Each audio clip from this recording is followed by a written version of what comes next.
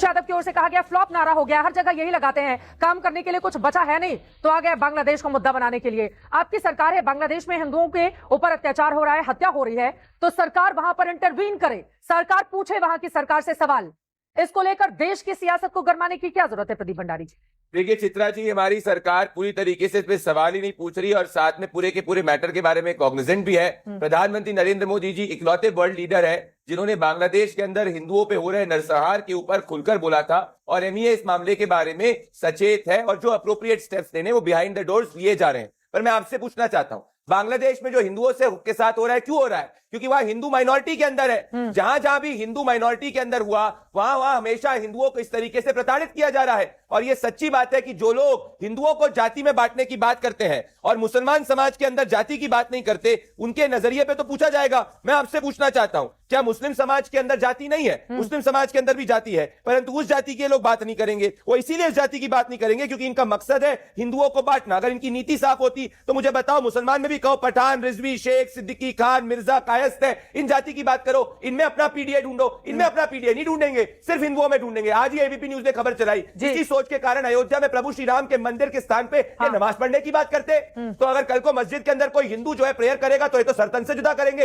ये सोच है जिसके खिलाफ योगी आदित्यनाथ जी खुलकर बोल रहे हैं और ये लोग नहीं बोल सकते। अभी तक राहुल गांधी ने एक बार भी नहीं बोला, इन्हें तो एक्नॉलेज तक नहीं किया कि बांग्लादेश में हिंदुओं के साथ क्या हो रहा है। यही सोच मुर्शिदाबाद के अंदर हरगोविंद दास और चंदन दास जो हमारे हिंदू भाई, उनको मारा जाता है और फिर हिंदुओं को पलायन करना पड़ता है। और संभल के दंगे में भी 1978 में 150 से ज्यादा हिंदुओं को पलायन करना पड़ा था। हिंदुओं पे हो रहे अत्याचार पे खुल के बोलो। आपकी पार्टी क्यों नहीं बोलती है खुलकर? बांग्लादेश में अगर इस तरह की हिंसा हो रही है, वहां पर हिंदू लगातार मारे जा रहे हैं, तो वो सवाल पूछ रहे हैं और इसी वजह से उन्होंने नारा दिया है कि बटेंगे तो बांग्लादेश बनेंगे। इतना असहाय भारतीय जनता पार्टी को मैंने अपनी जिंदगी में कभी नहीं देखा। अब बताइए, लगातार विपक्ष कह रहा है, समाजवादी पार्टी कह रही है कि जिस तरह से बांग्लादेश में हिंदुओं पर अत्याचार हुआ है, आपने क्या लाल आंखें दिखाई? क्या आपने उन सरकार को चिताया? क्या सरकार को आपने बताया कि जिस तरह की वहां पे अत्याचार माइनॉरिटी पे हो रहा है ये ठीक नहीं है? कुछ नहीं करेंगे।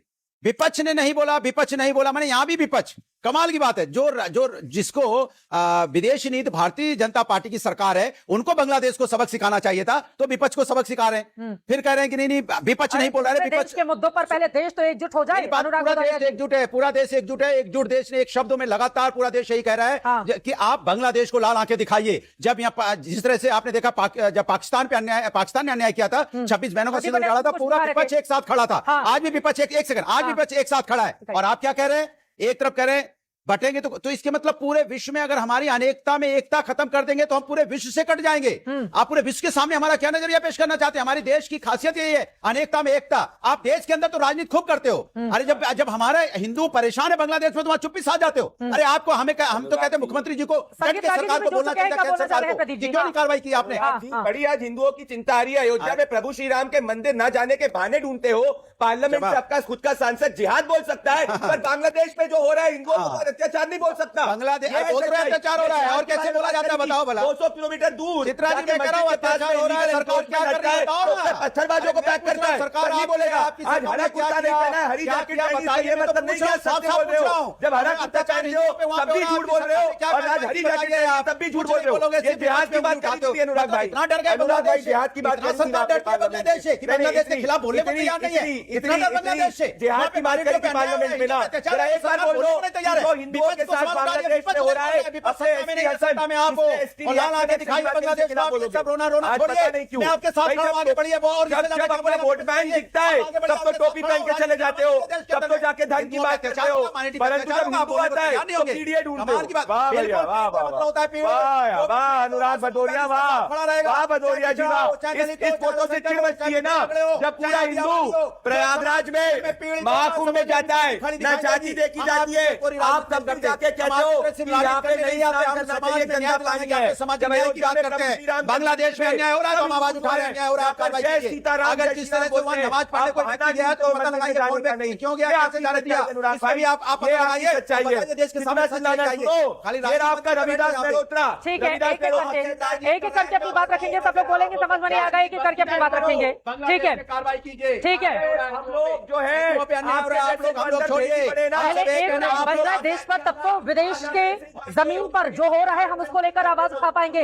ये बड़ा सवाल बना हुआ है, लेकिन एक सवाल का जवाब और चाहूंगी आपसे और उसके बाद मैं फौरन आ रही हूँ बाकी लोगों के पास। प्रदीप भंडारी जी, मेरा ये सवाल है, उत्तर प्रदेश में 1 साल के बाद चुनाव होने वाला है, बटेंगे तो कटेंगे, बांग्लादेश बनेंगे, बांग्लादेश के भीतर जो कुछ हो रहा है यकीनन हम सबके लिए चिंता की बात है। हाल में विदेश मंत्री वहां पर गए भी थे, हालांकि वो एक अलग कार्यक्रम था। इसको सरकार वहां पर डील करे ना, विपक्षी दल बोले, राहुल गांधी बोले, अरे आपको भी तो बोलना पड़ेगा ना अनुराग भदौरे जी, पूरा इतने गंभीर मुद्दे पर भी बातें करने लगते हैं आप। इतना गंभीर मुद्दा है ना यार, कौन सरकार का बात? इतना गंभीर मुद्दा है अनुराग भदौरे जी, ये बहुत गंभीर मुद्दा है अनुराग जी, प्लीज। लगातार बोल रहे हैं वो, सरकार चुप्पी साधे हुए है, सरकार बोलने को तैयार नहीं है, सरकार के मुंह पे टैप लगा हुआ है। सरकार बताइए, हम तो चिल्ला के बोले बांग्लादेश के लोग कैसे हो रहा है, सरकार गंभीर मुद्दा है, गंभीर मुद्दा है, वही गंभीरता भी दिखाइए।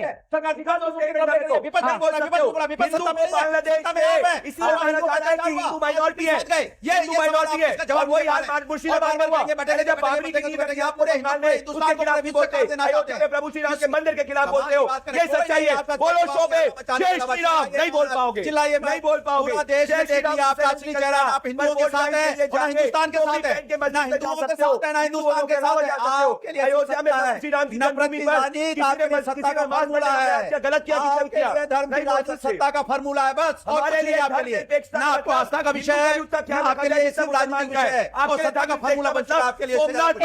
हमारे रखेंगे, ठीक है, किया गया, ठीक है, नहीं बोलते क्या क्या कंट्रीब्यूशन, ठीक है। अरे हमने नहीं क्या किया, आज तक बीजेपी ने क्या किया है, हमने इसके बाद 2 बार सरकार प्रधानमंत्री जी मेन मुद्दे पर ही रहते हैं। एक बार जल्दी से सैयद जवाद की भी टिप्पणी ले लेती हूँ, उसके बाद बाहर से जुड़े हुए मेहमानों के पास जाऊंगी मैं। सैयद जवाद जी, अगर बटेंगे तो बांग्लादेश बनेंगे, ये नारा योगी आदित्यनाथ दे रहे हैं, क्या गलत हो गया इसमें? उनकी बात तो सही है, जब भी हम बटे हैं आप देखिए देश का क्या हाल हुआ है, इसको हिंदू मुसलमान वाली सियासत से जोड़ने की क्या जरूरत है? सैयद जवाद जी। चित्रा जी, सभी को मेरा जय हिंद, जय संविधान। मैं तो कह रहा हूं जुड़ेंगे और जीतेंगे और मजबूत भारत बनेंगे। तोड़ने वाली राजनीति और बांटने वाली राजनीति, काटने वाली राजनीति, ये तो भारतीय जनता पार्टी का है। अभी इनको बांग्लादेश के अंदर जो है बड़ी चिंता होने लगी है। अरे मैंने तो कहा आपके चैनल पे, इनके जो उद्योगपति मित्र हैं वो तो बांग्लादेश के अंदर बिजली सप्लाई कर रहे हैं, उनसे बिजली काटी नहीं जा रही, वो तो मोटा मोटा चंदा दे रहे हैं। और चाइना के मुद्दे के ऊपर, चाइना के मुद्दे के ऊपर चाइना के पास चले गए, जो वकील ये देखो, ये एक्सपोज करता हूँ, फालतू बातें मत करो। राहुल गांधी क्यों नहीं बोल रहे हैं? ये लो, राहुल गांधी क्यों नहीं बोल रहे हैं इसके मुद्दे पर? बोलो। अब एक सेकंड सैयद जवाद जी, एक सेकंड सैयद जवाद जी, एक सेकंड सैयद जवाद जी, ऐसे बहुत सारे, एक सेकंड, ऐसे बहुत सारे देश हैं जहां पर जो बिजनेसमैन है वो अपना बिजनेस आज से नहीं, पहले से कर, मैं ये सवाल पूछ रही हूँ, पॉलिटिकल पार्टी, पॉलिटिकल पार्टी, नेता विपक्ष नहीं बोल रहे हैं, बांग्लादेश नहीं बोल रहे हैं, किसने बोला है? बोलो, कब बोला? राहुल गांधी ने क्या बोला? प्रियंका बोलती है, विपक्ष नहीं, राहुल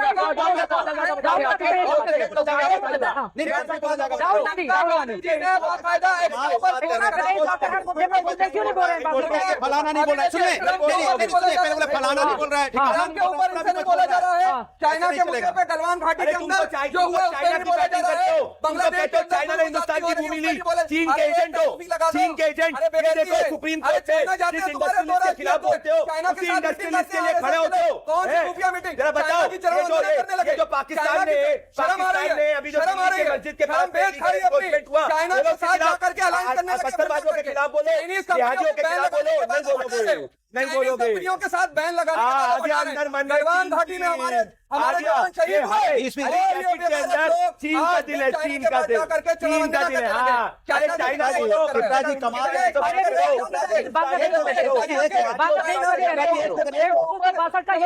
क्या दे रहे हैं उसको नहीं जाते हैं, यहाँ पर एक बार उनकी बात हो जाए, एक बार बोले ना पाकिस्तान जब मैच खेलता है उसपे बीजेपी कुछ बोलेगी ना, चाइना दोबारा से यहाँ पे आप लाना चाहते चाइना का, उस पे आप बोलोगे, बांग्लादेश बोलोगे, सरकार में है, पिछले सरकार में है, बस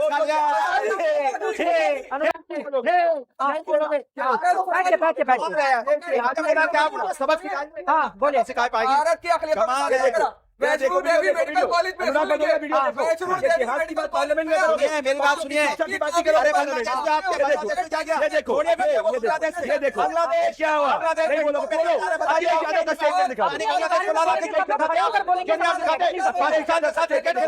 हमारे 26 बहनों का सिंदूर जिसने पूरे देश में अत्याचार करा, हमारे पूरे देश चाइना के ऊपर भी, चाइना पे भी नहीं बोलोगे।